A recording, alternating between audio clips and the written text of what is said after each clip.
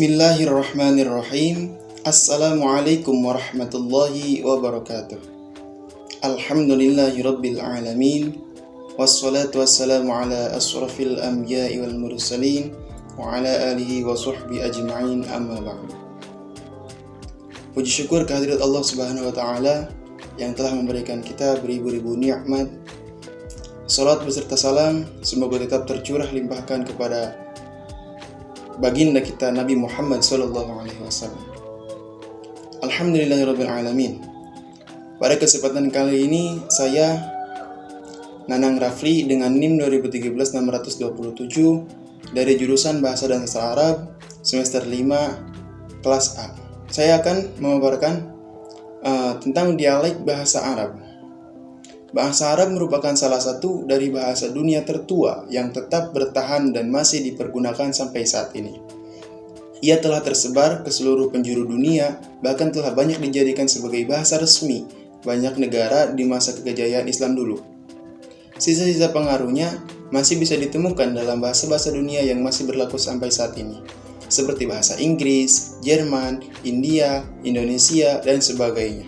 Karena tersebar luasnya dan juga interaksinya yang intens dan panjang dengan berbagai bahasa dan budaya lain, maka sangat sulit bahkan tidak mungkin untuk tetap dipertahankan keutuhan bahasa Arab yang semula tanpa memunculkan dialek-dialek atau amiyah. Sebagai bahasa bersama atau umum, al-lughah al-mushtarakah, bahasa Arab terbagi menjadi dua kelompok besar, yaitu bahasa Arab Fusha dan bahasa Arab amiyah. Bahasa Arab Fusha merupakan bahasa yang resmi yang banyak digunakan dan dipahami oleh semua orang Arab. Ia dipergunakan dalam forum-forum resmi bidang kebudayaan dan ilmu, bahasa, puisi, dan prosa, surat kabar, serta buku-buku. Bahasa Arab Fusha ini berasal dari salah satu dialek pemenang, satu dialek yang paling berkuasa di antara dialek-dialek bahasa Arab yang ada, yaitu dialek Quraisy. Kemenangan dialek Quraisy ini didukung oleh banyak faktor seperti agama, ekonomi, politik, dan kekayaan bahasa yang dimiliki oleh dialek Quraisy tersendiri. Sehingga dengan banyak pendukung ini, dialek Quraisy tersebar luas, banyak dipergunakan oleh semua golongan, dan mempengaruhi serta mengalahkan pamor dialek-dialek lainnya yang sering disebut bahasa Arab amiyah. Bahasa Arab amiyah merupakan bahasa-bahasa yang dipergunakan dalam kehidupan sehari-hari, bukan bahasa dalam forum resmi atau ilmiah. Ia adalah dialek-dialek yang terdapat atau berasal dari bahasa Arab. Dialek-dialek ini adalah ragam bahasa Arab yang memiliki ciri khusus yang berbeda dengan ragam-ragam bahasa Arab lainnya. Namun, semua ragam bahasa itu tetap memiliki ciri umum yang menyatukan semuanya dalam satu bahasa, yaitu bahasa Arab. Dengan dasar itulah, saya akan membahas hal-hal yang berkaitan dengan dialek yang terdapat dalam bahasa Arab. Oleh karena itu, perlu kiranya untuk mengetahui apa pengertian dialek, penyebab kemunculannya, dan perbedaan-perbedaan dialek itu. Yang pertama ialah pengertian dialek. Secara etimologi, lahjah atau dialek seperti yang ditulis oleh Ibnu Manzur dalam Lisan al-Arab bermakna gemar dengan sesuatu, menyanyikan atau mengucapkan, dan membiasakannya. Sealur dengan makna ini, dalam Kamus Al-Munjid disebutkan pula bahwa lahjah berarti bahasa manusia yang menjadi karakter dan dibiasakan olehnya. Dari makna etimologi ini, bisa dipahami bahwa dialek merupakan sebuah ragam bahasa yang lebih disenangi, lebih biasa dipraktekkan, dan lebih mudah diujarkan oleh individu-individu dari suatu komunitas bahasa tertentu dalam kehidupan sehari-hari mereka. Dialek bisa menjadi ciri khas bagi seorang atau suatu komunitas bahasa tertentu. Adapun secara terminologi, lahjah dialek dalam Kamus Longman diartikan sebagai variasi dari suatu bahasa yang dipergunakan di suatu bagian dari sebuah negara yang variasi itu berbeda dengan variasi-variasi lainnya dari bahasa yang sama dengan dalam sejumlah kata atau gramatikanya. Lebih terperinci lagi, Daud mengartikan bahwa lahjah atau dialek yaitu cara pemakaian bahasa yang berbeda dari cara-cara lainnya. di dalam satu bahasa karena masing-masing memiliki ciri kebahasaan yang khusus dan tiap-tiap cara ini bersama-sama atau bersekutu juga dalam membentuk ciri-ciri kebahasaan yang bersifat umum. Untuk selanjutnya kemunculan berbagai macam dialek. Nah, di sini secara umum ada satu faktor mendasar yang menyebabkan timbulnya berbagai macam dialek dalam satu bahasa, yaitu tersebar luasnya suatu bahasa dan dipergunakannya oleh banyak orang. Seperti yang dijelaskan oleh Wafi, sudah menjadi ketentuan dalam undang-undang bahasa bahwa ketika sebuah bahasa telah menyebar luas dan dipergunakan oleh berbagai macam kelompok manusia, maka mustahil bagi bahasa tersebut untuk tetap menjaga keutuhan atau kesatuan bahasanya yang semula untuk jangka waktu lama. Bahasa tersebut tidak lama lagi pasti akan bercerai-berai menjadi berbagai macam dialek.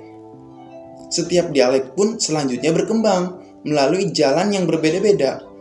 Jarak perbedaan itu senantiasa melebar dan melebar di antara satu dialek dengan dialek lainnya hingga menjadi bahasa berbeda dan berdiri sendiri yang tidak dipahami kecuali oleh pemiliknya. Meskipun faktor ketersebaran bahasa ini tidak secara langsung memengaruhi perceraiberaian suatu bahasa menjadi berbagai macam dialek, tetapi faktor ini memberikan celah untuk timbulnya berbagai macam faktor lain yang mengantarkan ke akibat ini.